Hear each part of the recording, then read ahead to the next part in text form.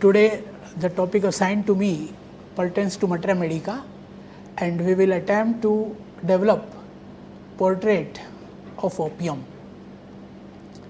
It's very interesting when you look back Materia Medica and building a portrait.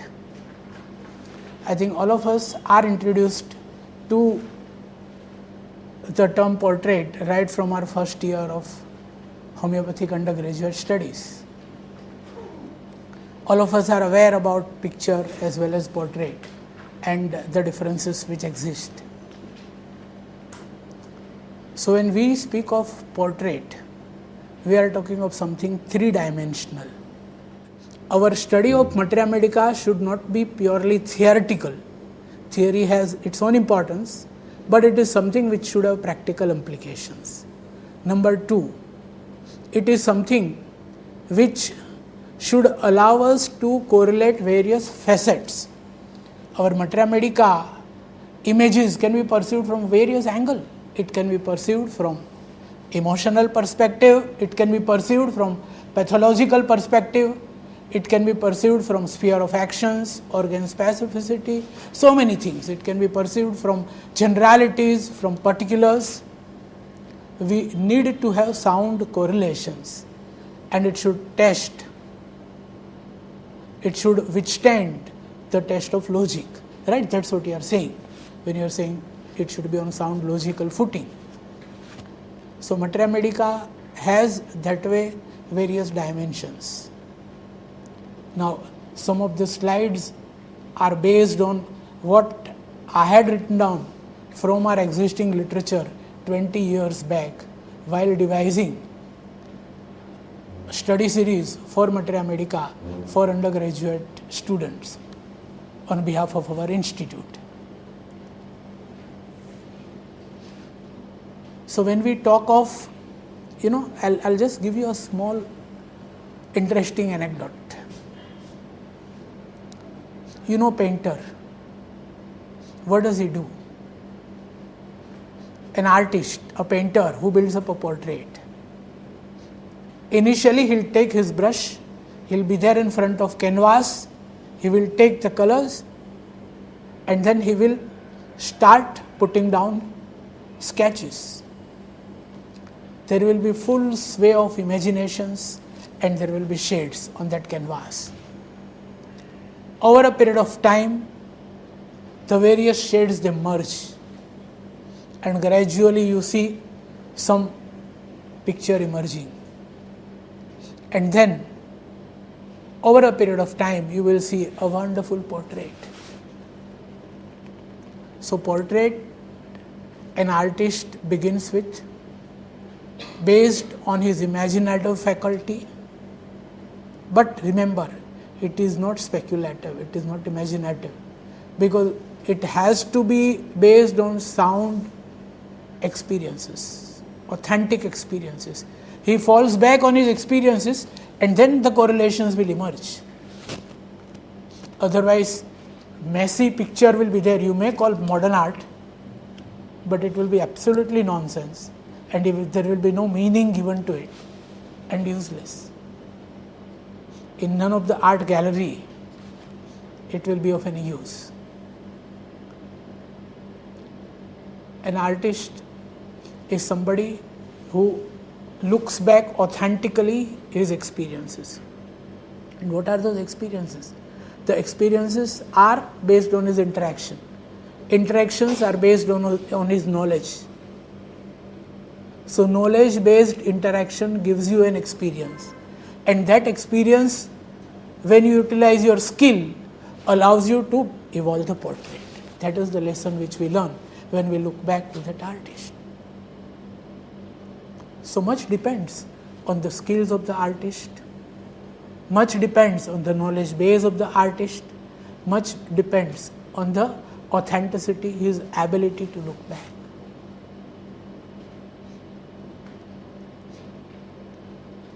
It will be repetition for some of you who came last time, a small example which I had given. I'll repeat that again because it is so relevant to this artist and the portrait. Way back in 14th century, in the town of Pisa, various dignitaries approached a great artist Donatello and requested him by giving a piece of marble that, "Sir, give us a wonderful piece of art which will become beauty of our town." The artist looked at it. He made some faces. He returned back saying, "Sorry, I can't do anything. I need a piece of marble which is absolutely flawless. There should be no defect. There should be no flaws.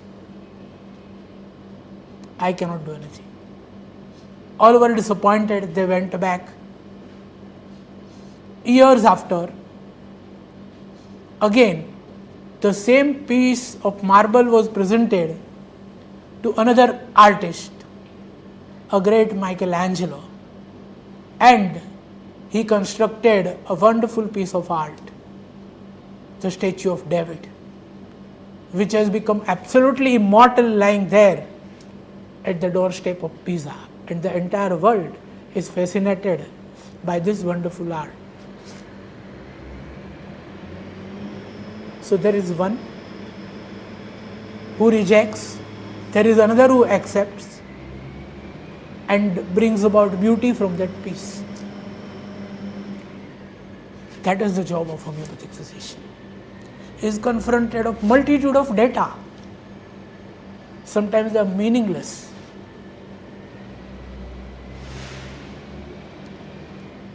He has to make meaning. He has to give meaning. He has to build up correlations. Now, these correlations need to be based on sound footing. Again, coming back to that Michelangelo and the piece of the art, if you happen to see David, who is a legendary character from Christianity, how is he portrayed? Look at his eyes, fiery eyes, as if somebody who is sizing up the enemy Goliath. You see the sharpness, you see the strength, you see the dignity, the decorum. That is artist who can bring about all those things. Just look at the eyes, look at the face, and there are people who have written pages and pages on it. And they could perceive. And believe me, those who have written on it, it's not simple fragment of imagination or speculation. They have been able to provide evidences for all what they interpreted in terms of the gestures, in terms of the feelings, in terms of the emotions, in terms of the action which are there in that portrait.